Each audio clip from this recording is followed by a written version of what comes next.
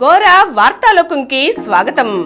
ఈనాటి ముఖ్యాంశాలు: భారత్ మాకు సన్నిహిత మిత్రదేశం, స్వరం మార్చిన మాల్దీవుల అధ్యక్షుడు.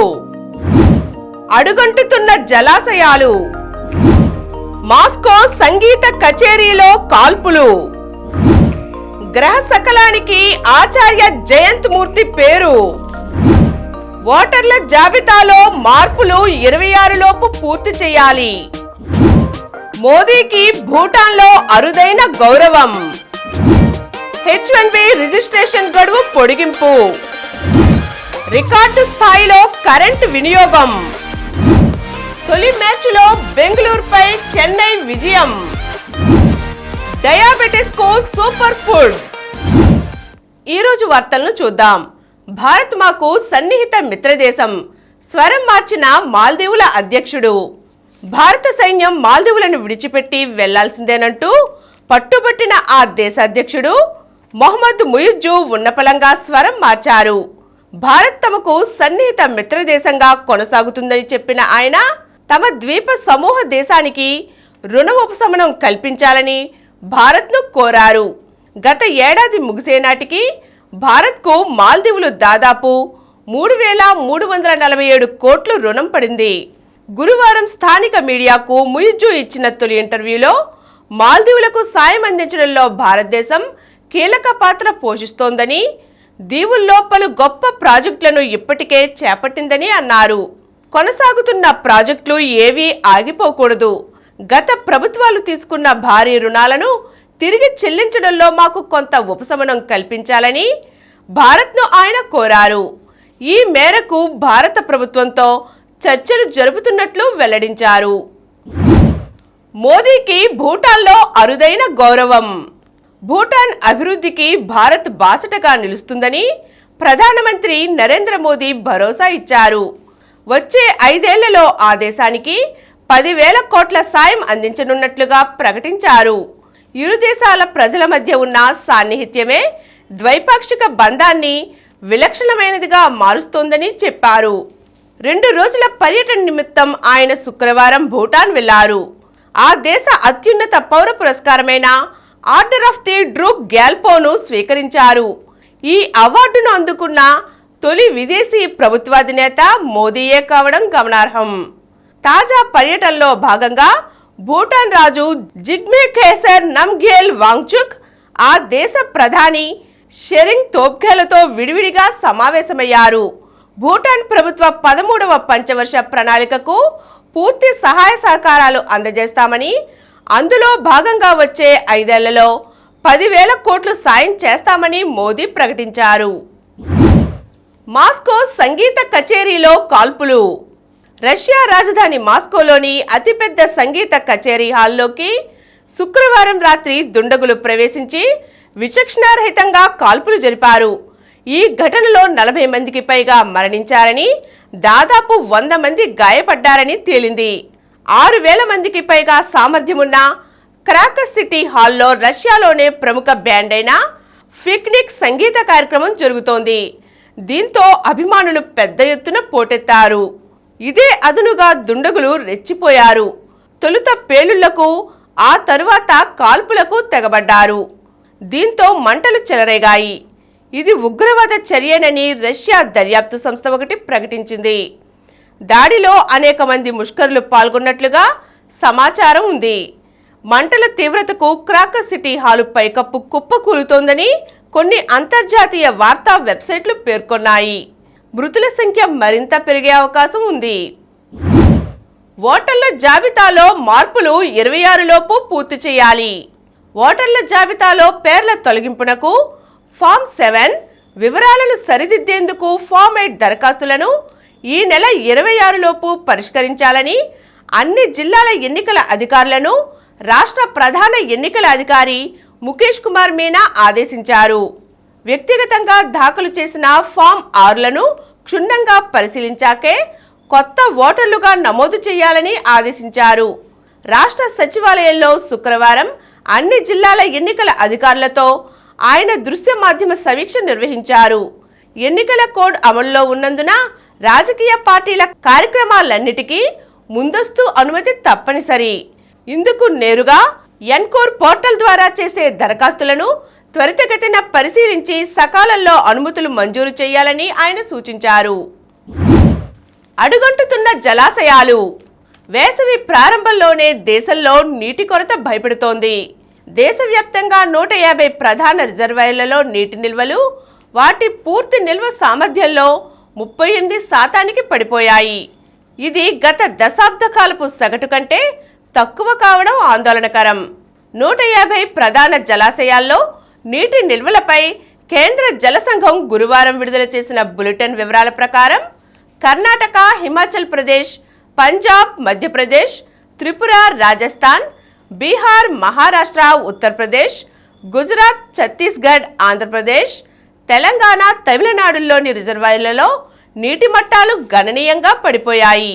ఆంధ్రప్రదేశ్, తెలంగాణ, కర్ణాటక, కేరళ, తమిళనాడులతో కూడిన దక్షిణాదిలో 42 ప్రధాన రిజర్వాయర్ల నీటి నిల్వ సామర్థ్యం 53.334 BCM. కానీ ప్రస్తుతం వాటిలో 12.287 BCMల నీరే ఉంది. వీటి పూర్తి సామర్థ్యంలో అది 23% మాత్రమే. నిరుడు ఇదే సమయం 10 ఏళ్ల సగటుతో పోల్చి చూస్తే ఈ ఏడాది వాటిలో జలాలు తక్కువగానే ఉన్నాయి. గ్రహ శకలానికి ఆచార్య జయంత్ మూర్తి పేరు. బెంగళూరుకు చెందిన భారతీయ ఖగోళ భౌతిక శాస్త్ర సంస్థ విశ్రాంత ఆచార్యుడు జయంత్ మూర్తికి అరుదైన ఘనత దక్కింది. అమెరికాలోని అరిజోనాలో కిట్ షేక్ నేషనల్ అబ్జర్వేటరీ శాస్త్రవేత్త ఎండబ్ల్యూ బూయి కనుగొన్న 2005 X296 గ్రహ శకలానికి ఆచార్య జయంత్ మూర్తిగా నామకరణం చేస్తున్నట్లుగా అంతర్జాతీయ ఖగోళ శాస్త్ర సమాఖ్య ప్రకటించింది. ఈ నెల 18న ఈ సమాఖ్య కార్యవర్గ సమావేశంలో ఈ మేరకు తీర్మానం చేశారు. నామకరణం తరువాత ఈ గ్రహ శకలాన్ని 215884 జయంత్ మూర్తిగా పిలుస్తారు. IIA నుంచి 2021లో పదవీ విరమణ పొందిన జయంత్ మూర్తి ప్రస్తుతం ఇదే సంస్థకు గౌరవ ఆచార్యులుగా సేవలందిస్తున్నారు. 2018-19 వరకు ఆ సంస్థకు డైరెక్టర్ గాను పనిచేశారు. విశ్వంలోని అతి నీలలోహిత రేడియో ధార్మిక నేపథ్యాలపై జయంత్ మూర్తి చేపట్టిన పరిశోధనలకు గుర్తుగా ఈ గౌరవం దక్కినట్లు నాసాలోని న్యూ హారిజన్ సైన్స్ బృందం వెల్లడించింది. డాక్టర్ అలన్ స్టెర్మ్ నేతృత్వంలోని న్యూ హారిజన్ బృందం తనను గుర్తించటం గొప్ప అనుభూతిని కలిగించినట్లుగా జయంత్ మూర్తి పేర్కొన్నారు. H1B రిజిస్ట్రేషన్ గడువు పొడిగింపు. H1B వీసా నమోదు గడువును ఈ నెల 25వ తేదీ వరకు పొడిగించినట్లుగా US citizenship and immigration services తెలిపింది. ముందుగా ప్రకటించిన షెడ్యూల్ ప్రకారం ఈ నెల 22వ తేదీలోనే రిజిస్ట్రేషన్ల గడువు ముగియవలసి ఉంది. అయితే సాంకేతిక సమస్యల కారణంగా దరఖాస్తుదారులు రిజిస్ట్రేషన్ చేసుకోవడంలో ఇబ్బందులు ఎదుర్కొంటున్నారని వెల్లడించింది. H1B రిజిస్ట్రేషన్లకు అవసరమైన G28 ఫారంలో కొందరి సంతకాలు కనిపించకుండా పోతున్నట్లు చెబుతున్నారు. దీంతో నమోదును 25వ తేదీ వరకు కొనసాగిస్తామని వివరించారు. పుష్పక్ ప్రయోగం విజయవంతం. అంతరిక్ష ప్రయోగాల ఖర్చును తగ్గించేందుకు వినూత్న పద్ధతులను అనుసరిస్తున్న భారత అంతరిక్ష పరిశోధనా సంస్థ ఇస్రో ఈ విషయంలో మరో మైలురాయిని అధిగమించింది. పుష్పక్ రాకెట్ ల్యాండింగ్ ప్రక్రియను శుక్రవారం విజయవంతంగా నిర్వహించింది. ఉపగ్రహాలను అంతరిక్షంలోకి మోసుకువెళ్లే లాంచింగ్ వెహికల్స్ ను మళ్లీ వినియోగించుకోవడమే ఈ ప్రయోగం లక్ష్యం. రీయూజబుల్ లాంచింగ్ వెహికల్ ను ఇస్రో తయారు చేయడమే కాకుండా ముద్దుగా పుష్పక్ అని పేరు పెట్టింది. ఈ పుష్పక్ కు సంబంధించి తొలి దఫాలో గత ఏడాది నిర్వహించిన RLV LEX-01 మిషన్ పరీక్ష విజయవంతం అయింది. కాగా శుక్రవారం ఉదయం 7:10 కర్ణాటక చిత్రదుర్గలోని ఏరోనాటికల్ టెస్ట్ రేంజ్ నుంచి RLV LEX-02 మిషన్ పరీక్ష కూడా విజయవంతంగా నిర్వహించారు. రికార్డు స్థాయిలో కరెంటు వినియోగం. రాష్ట్రంలో విద్యుత్ వినియోగం అమాంతం పెరిగిపోయింది. గృహ, పారిశ్రామిక, వ్యవసాయ వినియోగంతో ప్రస్తుతం రాష్ట్రంలో రోజువారీ డిమాండ్ 238.79 మిలియన్ యూనిట్లుగా నమోదవుతోంది. గత ఏడాది ఇదే సమయానికి వినియోగం 166.97 కంటే ఇది 43.01% ఎక్కువ. రోజులో పీక్ డిమాండ్ 12,802 మెగావాట్లుగా ఉంది. ఇది గత ఏడాది ఇదే సమయానికి 7,997 మెగావాట్లు మాత్రమే ఉంది.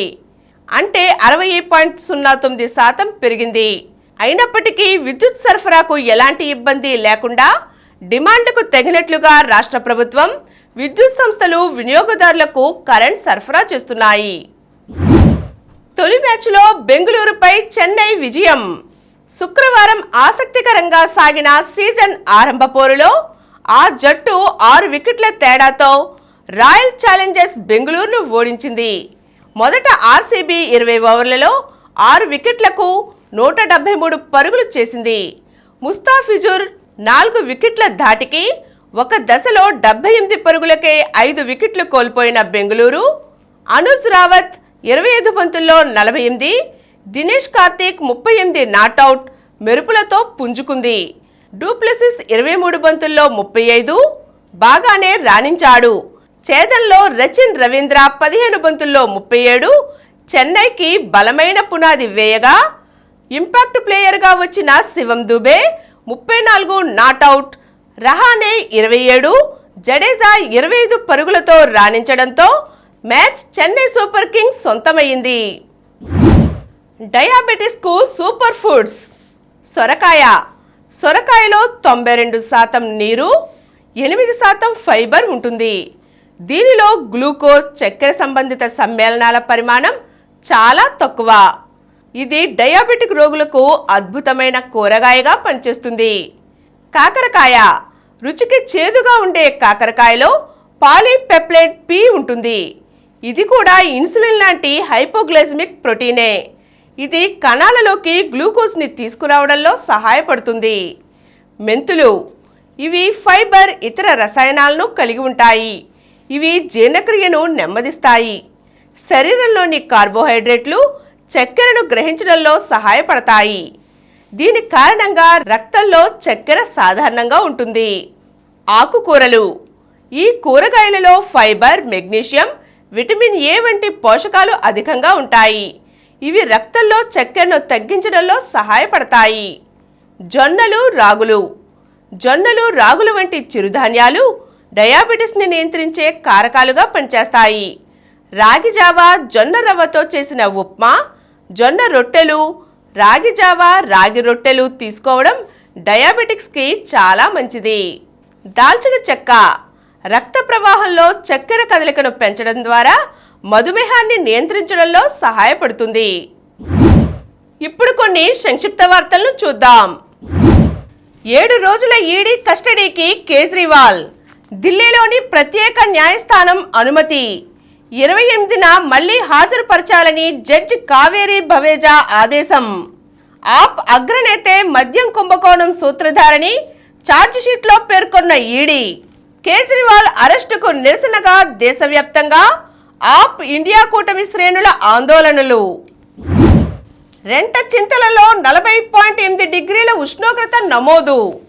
పల్నాడు జిల్లా రెంటచింతలలో శుక్రవారం గరిష్ట ఉష్ణోగ్రత 40.8 డిగ్రీలు, కనిష్ట ఉష్ణోగ్రత 28.4 డిగ్రీలుగా నమోదయ్యింది. ఏటా వేసవిలో రాష్ట్రంలోనే అత్యధిక ఉష్ణోగ్రత నమోదయ్యే ప్రాంతాలలో రెంటచింతల ఒకటి.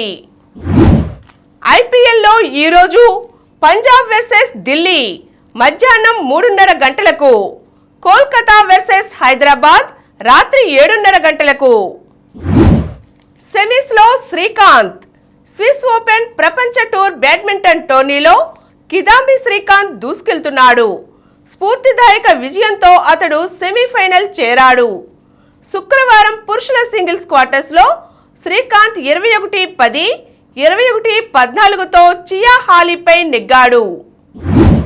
పంత్ తొలి అడుగు. రోడ్డు ప్రమాదం కారణంగా 15 నెలలు పోటీ క్రికెట్కు దూరంగా ఉన్న రిషబ్ పంత్ పునరాగమనం చేసేది నేడే. సత్యన్ రికార్డు విజయం. భారత స్టార్ టేబుల్ టెన్నిస్ ఆటగాడు సత్యన్ జ్ఞానశేఖరన్ రికార్డు విజయాన్ని అందుకున్నాడు. WTT ఫీడర్ సిరీస్ టోర్నీలో విజేతగా నిలిచాడు. ఈ ఘనత సాధించిన భారత తొలి ఆటగాడిగా రికార్డ్ నెలకొల్పాడు. Bharat Afghan match draw. Football ప్రపంచ కప్ ఆసియా క్వాలిఫైర్స్లో భారత్ ఆఫ్ఘనిస్తాన్ మధ్య జరిగిన గ్రూప్ ఏ మ్యాచ్లో 0-0తో డ్రాగా ముగిసింది. మరిన్ని వార్తా విశేషాలతో రేపటి గోరా వార్తాలోకంలో కలుద్దాం. Thank you.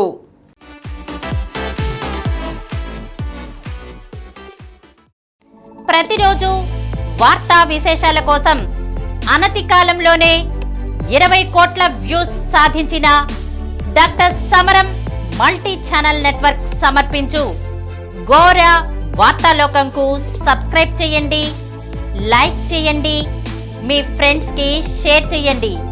అలాగే ప్రక్కనున్న గంట సింబల్ని ప్రెస్ చేయడం మర్చిపోకండి. Please download Samaram multi-channel app and watch your favorite channels from your mobile.